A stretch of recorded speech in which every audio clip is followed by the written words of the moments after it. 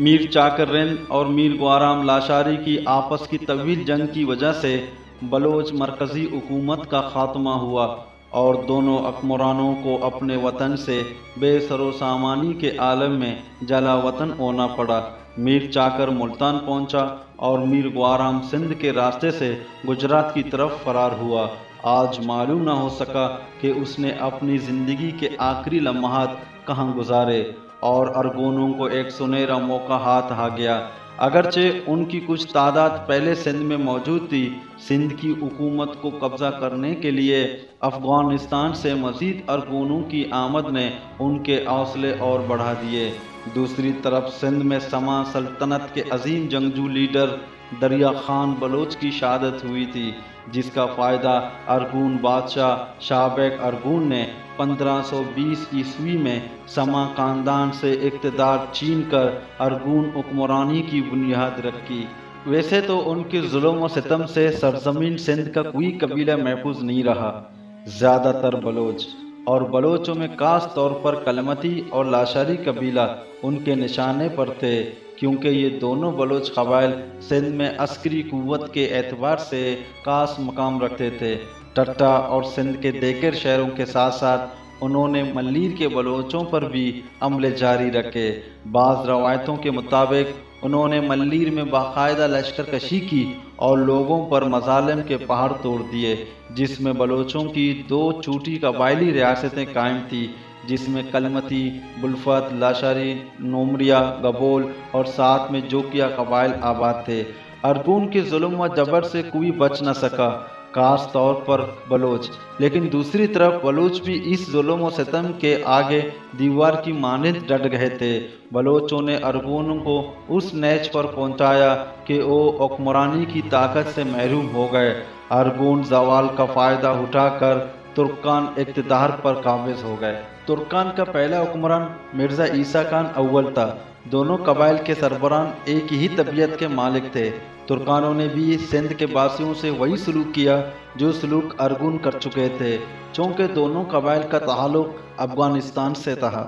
البتہ ارگون حاکمیت کے زوال کے بعد ترکان یہ سوچنے پر مجبور ہو گئے کہ بلوچ قبائل کی طاقت کو بلوچ قبائل سے ختم کیا جائے۔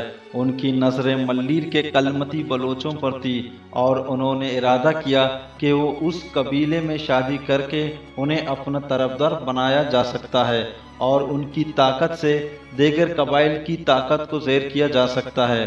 ان کا خیال تھا بلوچ حاکم وقت کا رشتہ خوشی خوشی قبول کریں گے۔ اس فیصلے کے بعد ارگون حاکم مرزا صالح خان ترکان نے کلمتی قبیلے کے پاس رشتے کا پیغام بھیجا۔ بلوچوں نے اس رشتے کو حقارت کی نظر سے ٹھکرا دیا۔ اس واقعے کے بارے میں بلوچ تاریخ دان، بلوچی و اردو زبان کے مصنف جناب غلام رسول کلمتی صاحب اپنی کتاب کراچی قدامت واقعات روایت میں یوں لکھتے ہیں: یہ بات مرزا صالح خان کو سخت ناگوار گزری اور اس نے اسے اپنی شان میں گستاخی سمجھا۔ ترکان حکمران اور بلوچوں کے درمیان ماں-زارائی شروع ہوئی۔ اس نے ارگونوں کی طرح بلوچوں کو ظلم کا نشانہ بنایا اور اس کا خاص ادب ملیر تھا۔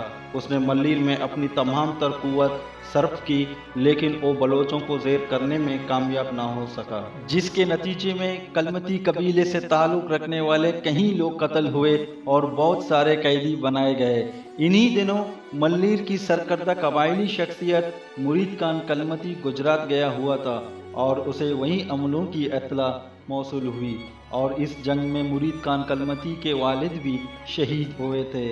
اس خبر نے انتہائی کرب میں مبتلا کر دیا اور اس نے ارادہ کیا کہ وہ ترکان حاکم کو اس ظلم کی سزا ضرور دیں گے۔ مرید خان کلمتی نے پگڑی سر سے اتار دی اور قسم کھائی کہ وہ ترکان حاکم مرزا صالح خان کو ہر حالت میں قتل کرے گا۔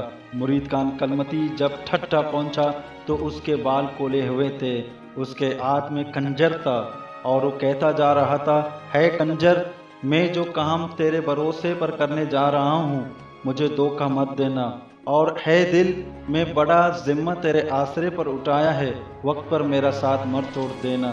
لوگ مرید خان کلمتی کے ان باتوں سے لطف اندوز ہو رہے تھے اور انہیں پاگل سمجھ رہے تھے۔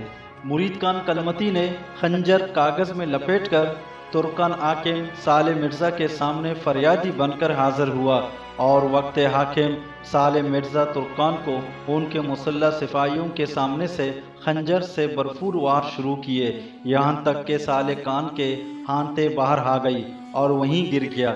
اس کے بعد حاکم کے سپاہی مرید خان کلمتی پر ٹوٹ پڑے اور اس کے ٹکڑے ٹکڑے کر دیے۔ اس طرح مرید خان کلمتی شہید ہوا۔